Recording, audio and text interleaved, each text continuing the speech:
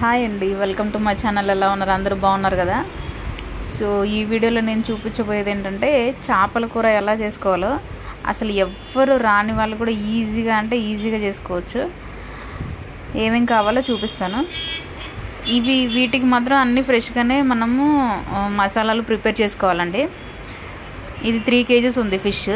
So దీనికి సరిపోను నేను అల్లము, చిన్నులపాయలు అంటే వెల్లుల్లి అండి, అండ్ పెద్ద ఉల్లిపాయలు, ఒక 4 పెద్ద ఆనియన్స్ తీసుకున్నాను, ఒక 2 ఎల్లుల్లిపాయలు 2 తీసుకున్నాను, ఒక 100 grams అలా, 50 grams అల్లం, 1 స్పూన్ మెంతులు.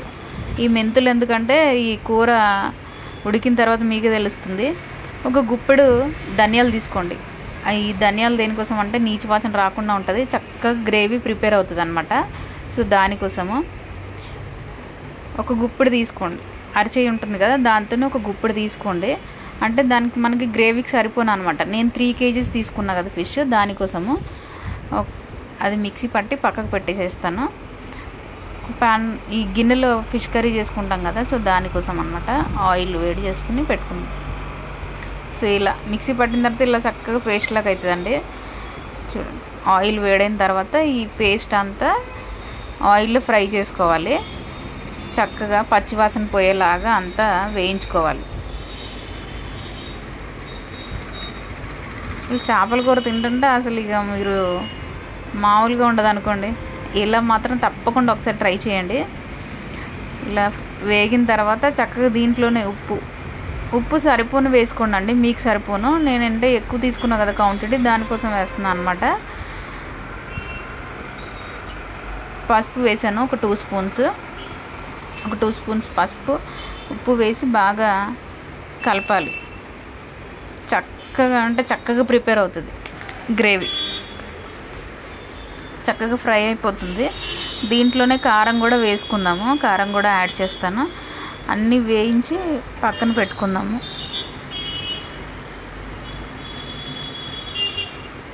పసుపు కొంచెం వేస్తున్నానండి, సరిపోలేదు ఉప్పు. ఎందుకంటే మనకి ఆ ఫ్లేవర్ తెలుస్తుంది అనమాట, దాంట్లో మనకి ఎంత పట్టిద్ది అని. నేనంటే రెగ్యులర్గా చేస్తూ ఉంటా కాబట్టి కొంచెం నేను ఎక్కువ క్వాంటిటీ కాబట్టి మీకు చూపిస్తున్నాను. ఫస్ట్ మీరు ట్రై చేసేటప్పుడు 1 kg తెచ్చుకోండి, చేపలు సరిపోతుంది. నేను ఒక 4-5 స్పూన్స్ వేసుకుంటున్నాను కారం. ఎందుకంటే ఇది చేపల కూరలోకి కారం ఎక్కువే పట్టిద్ది కాబట్టి.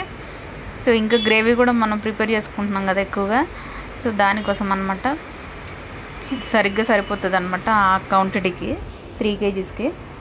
సో మీరు 1 kg తీసుకున్నప్పుడైతే కొంచెం ఒక క్వాంటిటీ తగ్గించి, నేను 4 ఉల్లిపాయలు తీసుకున్నాను కదా, సో మీరు అలా 2 తీసుకోండి. అలా కొంచెం తగ్గించి చేసుకోవాలి. అలా పచ్చిమిరపకాయలు వేసేసి కొన్ని నీళ్లు పోస్తాను. ఒక 2 glasses వాటర్ వేస్తే చక్కగా బాయిల్డ్ అవుతుంది అనమాట.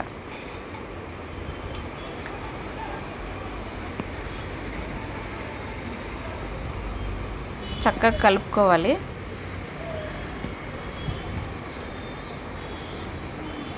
టూ గ్లాసెస్ వేస్తే ఏంటంటే మనకి ముక్క ఫస్ట్ చింతపండు పులుసు పోయకూడదు. కొందరు అలా కూడా చేసుకుంటారు, ఫస్ట్ చింతపండు పులుసు వేసేసి. సో నేను మాత్రం అలా చేయను. ఖచ్చితంగా మీరు 100% ఇలా మాత్రం ట్రై చేసి చూడండి. మళ్ళీ అడుగుతారు మీ చేతి చేపల కూర తినాలని. సో ఇలా 2 గ్లాసులు వాటర్ వేసాం కదా, కలిపేసి చక్కగా చేపలు వేసుకుందాం. ఇప్పుడు ఈ చేపలన్నీ శుభ్రంగా కడిగి పెట్టానండి. ఇది ఒకటే చేప అనమాట, పెద్దది 3 kgs తీసుకొచ్చారు మా వారు. ఇది చక్కగా కడిగి పెట్టాను. సో ఇలా ఇది అన్నీ ఒక్కొక్కటి లైన్గా పెట్టేసుకుంటే సరిపోతుంది అనమాట. దీంట్లో ఇది సరిపోదు యాక్చువల్గా, ఇంకా నేను కొన్ని పీసెస్ ఫ్రై కోసం తీసి పెట్టేసేసాను. ఇలా అన్నీ ప్రిపేర్ చక్కగా ఏంటంటే మనం తిప్పం కదా గరిటెతోటి, సో దానికోసం అనమాట. ఇలా విడివిడిగా పెట్టేసేసామనుకోండి చక్కగా ఉడికిపోద్ది ముక్క.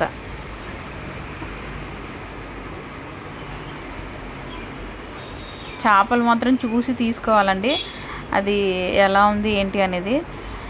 అది గట్టిగా ఉందనుకోండి చాలా అంటే చాలా టేస్టీగా ఉంటుంది. 3-4 days అయినా కూడా పాడవ్వదు అనమాట చేపల కూర. ఇలాగని చేశారంటే రోజుకి టేస్ట్ పెరిగిద్దే కానీ తగ్గదు అసలు ఇలాగని చేస్తే. సో ఇలా అంతా కొంచెం ఒకదానికి ఒకటి పక్కకి అంటుకోకుండా పెట్టేసుకోవాలి చేపలు.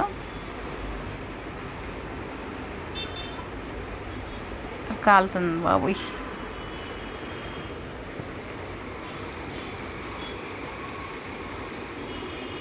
చేపలు మాత్రం భలే ఉన్నాయని, చాలా. చేపల కొరకు మాత్రం తొందరగా దిష్టి తగిలిద్దంట, చేపలకి రుచిపోద్దంట. సో ఇది మాత్రం గుర్తుపెట్టుకోండి ఎవరైనా కూడా. సీక్రెట్గానే అందరికీ చూపించకూడదు అనమాట. చేపలు మాత్రం ఎవరు కనిపించకుండానే కడిగేసి పెట్టుకోవాలి పక్కకి. సో ఇలా చేపలన్నీ సరితీసుకున్న తర్వాత మూత పెట్టి ఉడకనిస్తా అండి. ఒక 10 minutes, 5 to 10 minutes మంచిగా ఉడుకుతుంది. ఈలోపు చింతపండు నానబెట్టాను నేను. ఇది నేను పెద్ద నిమ్మకాయ సైజు, ఒక 2-3 నిమ్మకాయలు అంత సైజు నానబెట్టాను అనమాట.